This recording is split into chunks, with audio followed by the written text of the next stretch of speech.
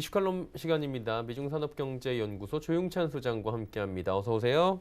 예, 안녕하십니까. 중국 같은 경우에는 지금 일단 코로나19가 어느 정도 잠잠해지고 있다라는 얘기가 조금씩 올라오더라고요. 조업도 재개되고 있다는 소식이 있는데 맞는 얘기입니까? 네, 지금 중국 같은 경우는 베이징이나 상하이를 중심으로 해서는 차량도 조금씩 늘어나고 있고요.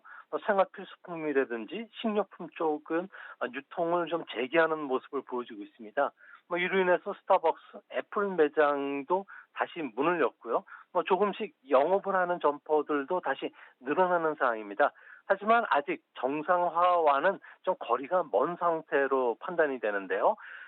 현재 중심부 지역 같은 경우는 직장인들이 자택근무기 때문에 사람들이 좀 많지 않은 상태고요.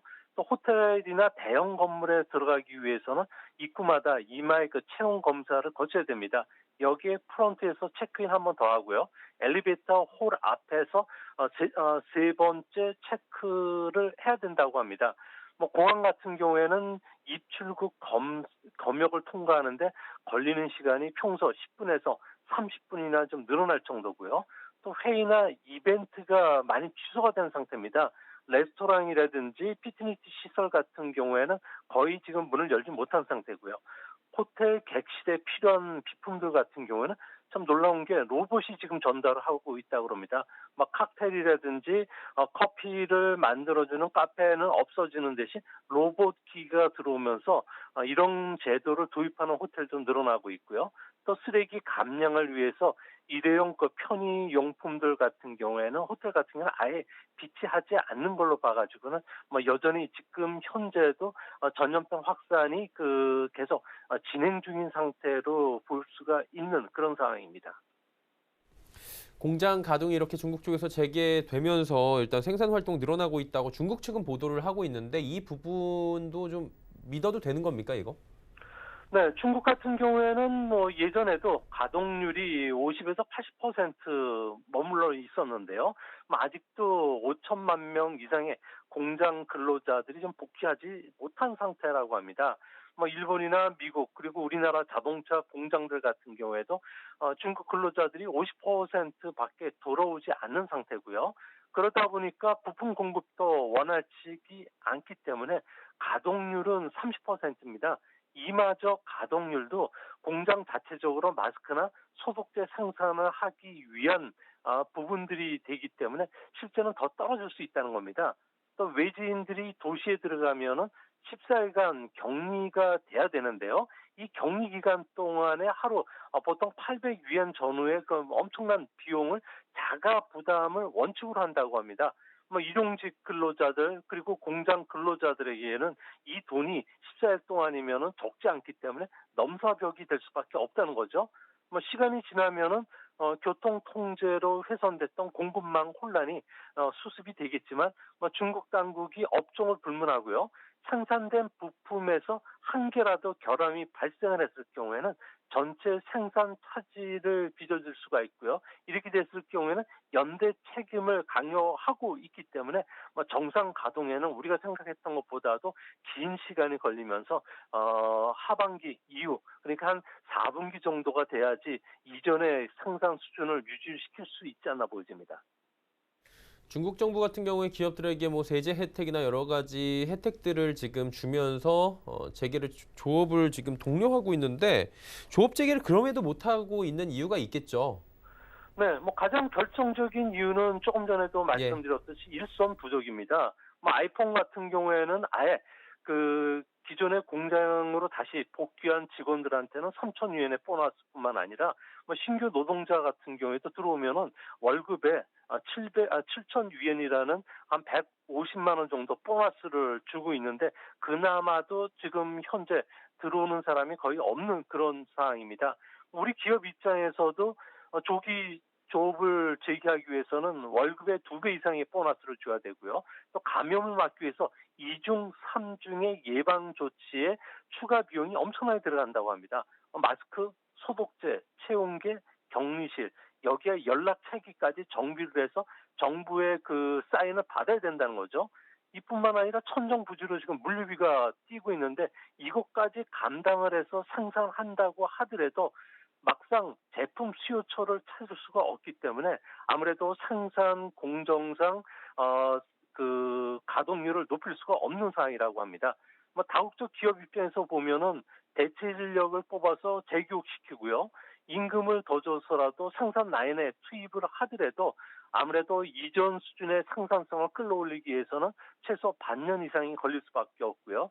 뭐 이참에 아예 다국적 기업들 같은 경우에는 부품이나 완제품 조달처를 중국에서 다른 나라로 바꾸자는 움직임이 일고 있는데요. 특히 베트남이나 인도 같은 북위 23도 국가 쪽에 대체 생산을 검토할 수밖에 없는 입장이라고 합니다. 그렇다면 중국 내 상황이 지금 정말로 나아지고 있다라는 부분을 저희가 확인할 수 있는 지표가 따로 있습니까? 네, 중국 정부는 뭐 지금 그 3일 연속 신규 확진자가 100여 명 정도로 지금 소멸 단계라고 표현을 쓰고는 있지만 이를 그대로 믿는 중국인은 거의 없다고 합니다.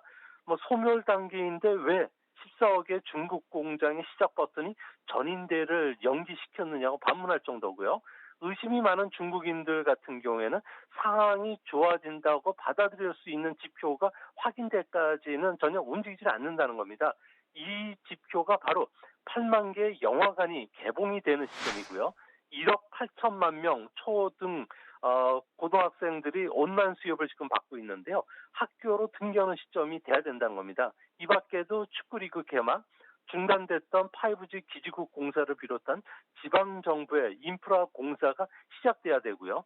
이번 그 질병 발원지로 의심받는 우한 수산물 시장이 개장할 때가 진정한 바이러스가 소멸 단계에 들어간 것으로 보고 있기 때문에 앞으로 중국인들이 체감하는 현실하고 통계 수치하고는 괴리가 상당히 클 수밖에 없다고 생각이 됩니다. 중국 사실 뭐 그렇게 나아진 건 아닌 상황에서 지금 뭐 우리나라에게 훈수 두고요. 입국 금지시키고 입국자들에 대해서 지금 강제 격리시키고 있고 심지어는 뭐 중국에서 지금 발원지가 아니다라는 얘기까지 하고 있는데 이게 굉장히 정치적 스탠스로 제스처로 보이거든요. 이런 이유가 있습니까? 네, 그렇습니다. 지난주서부터 중국 같은 경우에는 선전 활동을 무척 강화하고 있는데요. 뭐 이번 주 들어서는 한국과 일본이 더 위험하다고 하면서 매 시간마다 대구와 관련된 마스크 문제라든지 이거를 상당히 방송을 내보내고 있습니다. 시석 같은 경우에도 인공지능 그리고 빅데이터 기술을 이용해서 바이러스가 어디서 왔는지 분명히 조사하라고 발언을 할 정도로 책임 회피성 움직임이 일어나고 있는데요. 뭐 중국이 오리발을 내민 것은 뭐 전 세계가 중국인 바이러스를 퍼뜨렸다고 비난하자 뭐 코로나는 뭐 자연재해이고 뭐 중국은 엄청난 인력, 국가 재정을 투입했을 뿐만 아니라 우한 시민을 희생하면서까지 바이러스 확산을 막았기 때문에 뭐 저에게 사과할 필요성을 느끼지 않는다고 할 정도입니다. 뭐 사과를 했을 경우에는 대내적으로 공산당 일당 지배체제도 흔들릴 수가 있고요. 시주석의 권위가 추락할 수밖에 없기 때문에 그렇고요. 또 대외적으로 보면은 중국의 경계감이 지금 극도로 커진 상태이기 때문에 미국과 패권 전쟁에서 밀릴 수 있고요. 1대1로 중국의 꿈도 무산될 수 있다는 우려가 깊게 깔려 있는 것으로 보여집니다. 제조업 PMI 얘기 뭐 지금 계속 나오잖아요, 중국. 지금 역대 최저치가 나온 겁니다. GDP 성장률로 환산하면 이게 어느 정도까지 충격이 오는 부분입니까? 네, 아무래도 중국 정부 같은 경우에는 아무래도 자금 공급이라든지 세제 지원을 했음에도 체감 지표는 사상 최저 수준으로 떨어졌는데요. 이는 5가지 이동 제한 조치에 따른 경제적 불확실성도 있지만 인재로 드러난 이번 쇼크가 중국에서는 정치적 내용이 벌어지고 있다는 것을 중국인들 특히 기업인들은 피부로 느끼고 있다고 합니다. 이 때문에 미래 사업에 대한 계획을 세울 수 없다는 게 가장 큰 걸림돌이 되는데요. 제조업 PMI 같은 경우에는 성장률 지표와 가장 상관관계가 높은 선행 지표입니다.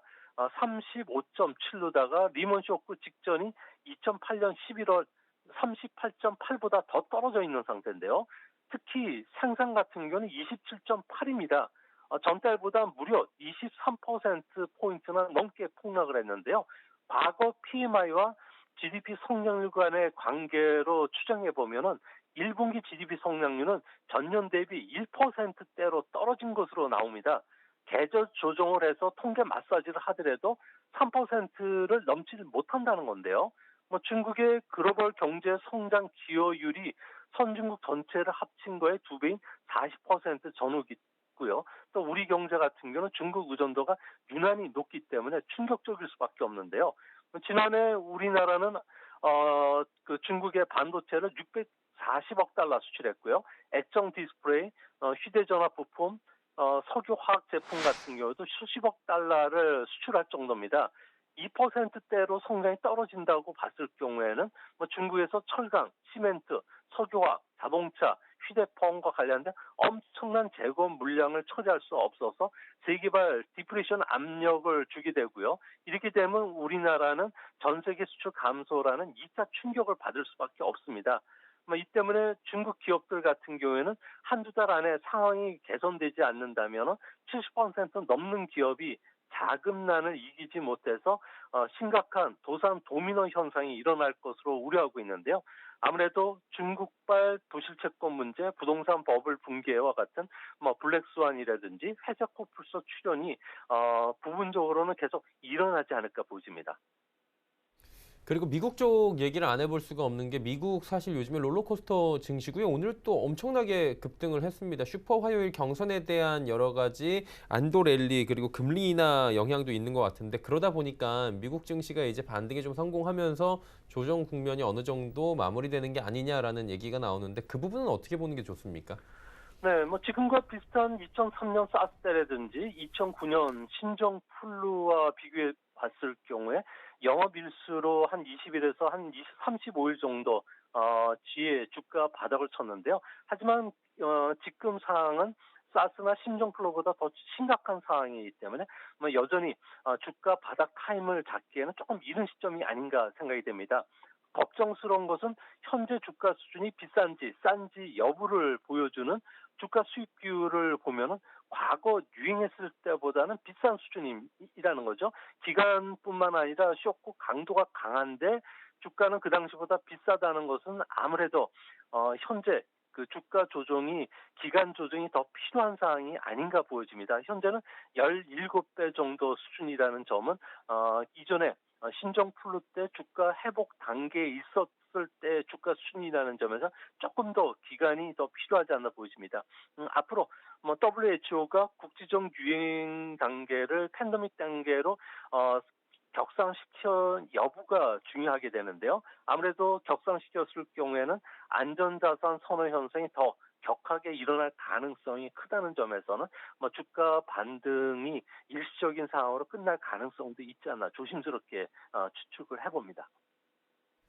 코로나19가 이제 세계 경제에 악영향을 주는 건 당연한 것 같은데 어느 정도 영향을 주는지에 대해서는 좀 의견이 분분하고요. 일단 수치도 다 다른 것 같습니다. 어느 정도 영향이 올 것으로 보이십니까?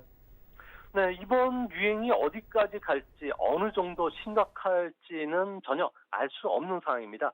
분명한 것은 이번 쇼크로 세계 경제가 일시적인 침체 국면에 빠질 수도 있지만 경기 후퇴까지 가지는 않을 것으로 보여지고요.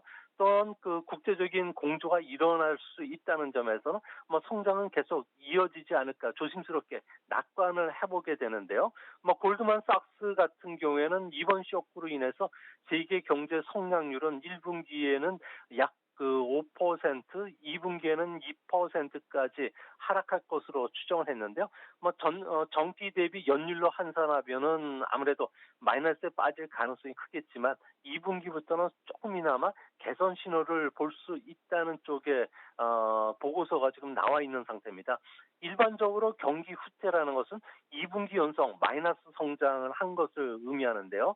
아무래도 세계적인 금리나 재정 정책을 통해서 2020년 하반기에는 다시 회복 수준을 복구하지 않을까 보입니다. 올해 전체적으로 보더라도 미국의 성장률은 2% 정도고 작년에 3.1%보다는 좀 위축이 되겠지만 이 정도라면은 이런 그 충격 속에서도 선방했다는 평가를 해줄 만하지 않을까 생각이 됩니다.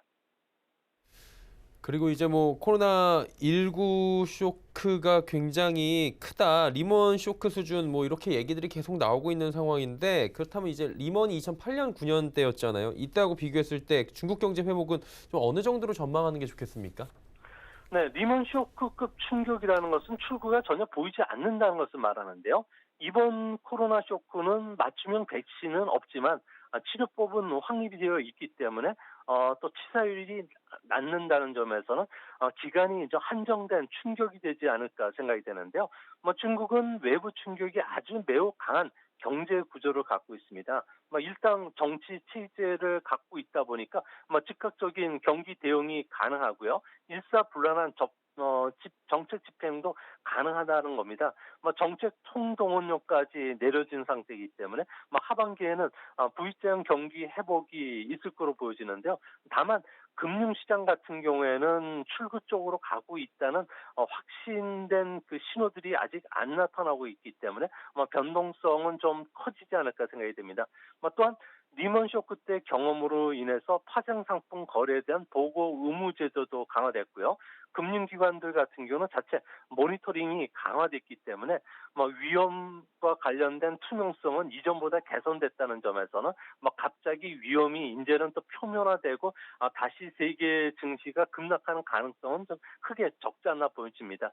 그런 측면에서 봤을 경우에 세계 신용과 관련된 바로미터인 그 국채와 정크 펀드 간의 수익률 차가 축소되는 걸 보면서 기간이나 가격 조정을 받는 기업들을 이제 큰 폭의 조정을 받았던 그 종목을 중심으로 해서는 서서히 투자 비중을 높이는 역투자 전략도 고민해야 될 시점은 아니겠는가 이렇게 생각해 봅니다.